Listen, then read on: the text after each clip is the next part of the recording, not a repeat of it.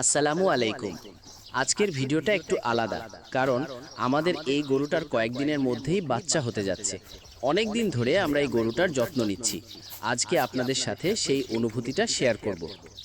কয়েক মাস আগে থেকেই আমরা বুঝতে পারি এটা গর্ভবতী। তারপর থেকে আমরা বিশেষভাবে যত্ন নিচ্ছি।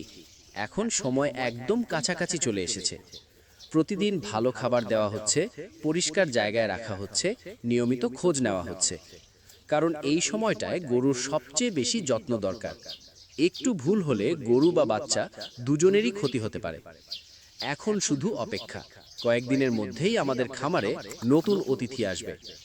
এই সময়টা খামারিদের জন্য অনেক এক্সাইটিং, আবার একটু চিন্তাও হয়। আমরা সবাই দোয়া করি আল্লাহ যেন গরুটা এবং বাচ্চাটাকে সুস্থ রাখেন। খুব শিগগিরই আমাদের খামারে নতুন বাচ্চা আসতে যাচ্ছে।